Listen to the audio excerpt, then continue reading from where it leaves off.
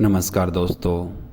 हम आज रामायण का अगला पाठ करने जा रहे हैं, विश्वामित्र जी का आश्रम।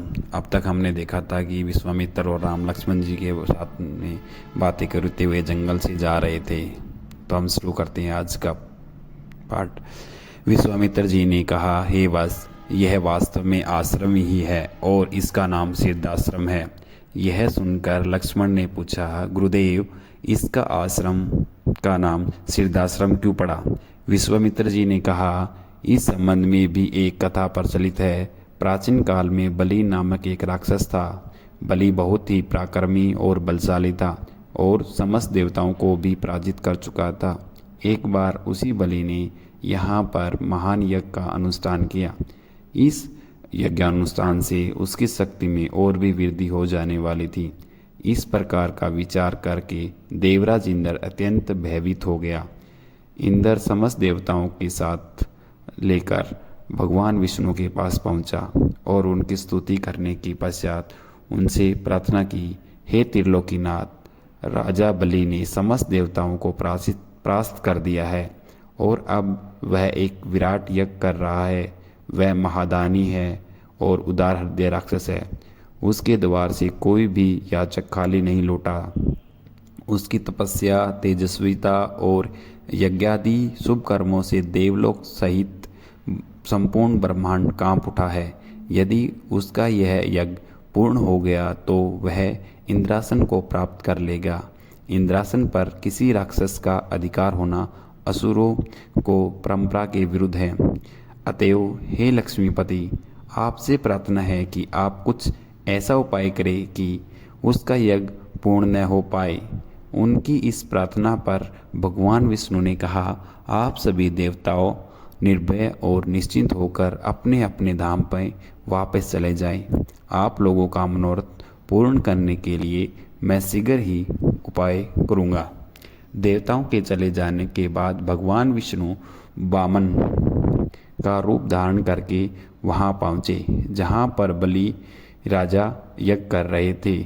इस बौने किंतु परम तेजस्वी ब्राह्मण से राजा बलि अत्यधिक प्रभावित हुए और बोले, विपर, आपका स्वागत है।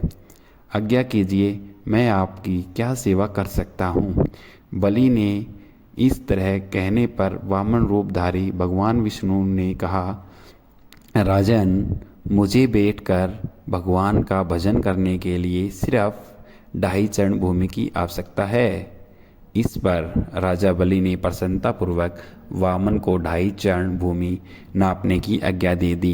अनुमति मिलते ही भगवान विष्णु ने विराट रूप धारण किया और एक चरण में ही आकाश को और दूसरे चरण में पृथ्वी सहित पूरे पाताल को नाप लिया और पूछा, राजन, आपका समस्त राज्य में तो मेरे 2 चरणों में ही आ गए। अब शेष आधा चरण मैं कहाँ नापूं? राजा बलि के द्वार से कभी भी कोई याचक खाली हाथ नहीं गया था। राजा बलि ने इस याचक को भी निराश नहीं लौटने देना चाहते थे। उसने कहा, हे ब्राह्मण, अभी मेरा शरीर बाकी है। आप मेरे इस शरीर को अपना आधा चरण रख दीजिए। इस पर भगवान विष्णु बलि को भी अपने आधे चरण में नाप लिया। बलि का यह दान इतना महान था कि बलिदान के नाम से विख्यात हो गया।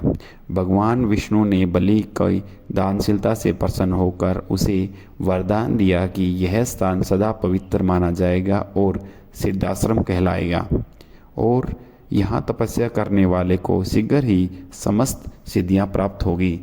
उसी समय से यह स्थान सिद्धाश्रम के नाम से विख्यात हो गया और बहुत से ऋषि मुनियों यहाँ तपस्या करके मुक्ति का लाभ पा चुके हैं। मेरे स्वयं का आश्रम भी इसी स्थान पर है। मैं यहीं बैठकर अपना यज्ञ संपन्न करना चाहता हूँ। जब जब मैंने यज्ञ प्रारंभ किया है तब तब राक्षसों ने इसमें बाधा डाली और उसे कभी पूर्ण नहीं होने दिया। अब तुम आ गए हो और मैं निश्चिंत होकर यज्ञ पूरा कर सकूँगा। इस प्रकार की बातें करते हुए विश्वामित्र ने राम और लक्ष्मण के साथ अपने आश्रम में पदार्पण किया। वहाँ रहने वाले समस्त ऋषि मुनियों और उनके शिष्यों ने उनका स्वागत सत्कार किया।